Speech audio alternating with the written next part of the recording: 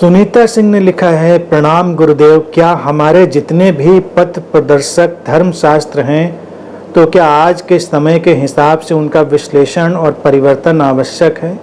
कृपया कुछ कहें। बिल्कुल आवश्यक है। देखिए, कोई भी मार्गदर्शन करने वाला शास्त्र हो उसको अटल सत्य की तरह नहीं देखना चाहिए। हमारी बुद्धि का विकास होता है, अनुभव का विकास होता है, तो हमको बीच बीच में उनका मूल्यांकन करना चाहिए। जो कट्टरता बढ़ती है, जो आतंकवाद जन्म लेता है, वो इसी बात से जन्म लेता है जब हम किसी शास्त्र को, किसी किताब को फाइनल लॉक कर देते हैं और उसमें सुधार की संभावना नहीं रखते। भारत में देखिए ऐसा नहीं रहा। हमने शास्त्रार्थ की परंपरा रखी थी। शास्त्रार्थ की परंपरा क्या थी कि शास्त्रों पर बहस हो सकती है, शास्त्रों पर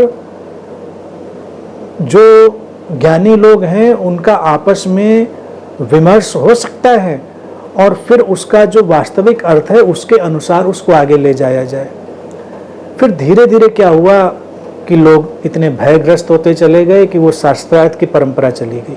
यानी कि आप बहस नहीं कर सकते, आप उसका मूल्यांकन, उसका विवेचन नहीं कर सकते। बदलते हुए ज्ञान, बदलती हुई परिस्थितियों के अनुसार मूल्यांकन विवेचन तो होना चाहिए।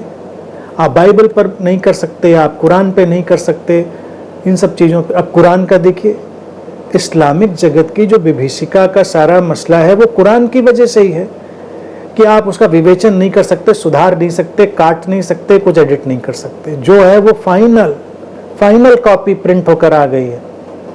तो ये तो एक बिल्कुल नादानी की बात हो गई। जहां कहीं कोई इस बात को रखेगा कि ये जो बात है ये बस आखिरी हो गई, अंतिम, तो आप ये मानकर चलिए कट्टरता, जड़ता और आतंक को जन्म देगी ही देगी। कितनी भी उसमें आप कहें अब प्रेम शांति निकालने की कोशिश करें, वो कहीं से नहीं निकलेगा। क्योंकि प्रेम और शांति निकलती है प्रवाह से, विस्तार से, विकास से, वो जड़ता से, ठहराव से नहीं निकलती। तो जो धर्मशास्त्र है उन पर विवेचन होना चाहिए। आज के संदर्भ में अगर हमको कुछ गलत लगता है तो उसको डिलीट कर देना चाहिए, और आज के संदर्भ में हमको कुछ सही लगता है तो उसकी व्याख्या नए सिरे से हमको डाल देनी चाहिए।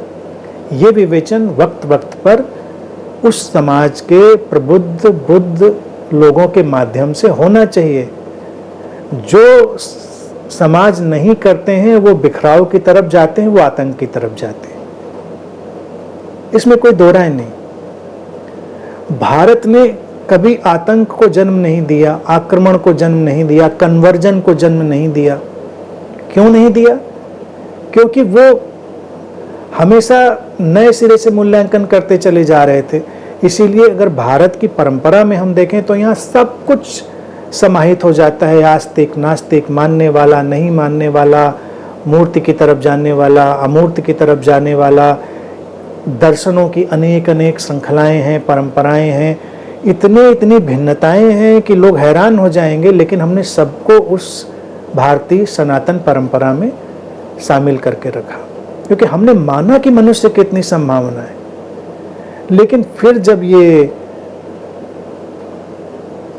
ईसाईयत और इस्लामिक सब इनका आया तो उन्होंने बाइबल, अब उसमें सुधार नहीं कर सकते, कुरान उसमें सुधार नहीं कर सकते, या कुछ और ले आओ तो उसमें सुधार नहीं कर सकते।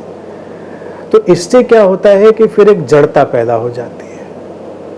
तो मेरा तो ये स्पष्ट मानना, कौन क्या करता है मुझे इससे नहीं मतलब है, लेकिन जो लोग समझते हैं, जो लोग समझदार हैं, दुर्घटनावश वो किसी भी मजहब में पैदा हो सकते हैं, इससे कोई फर्क नहीं पड़ता।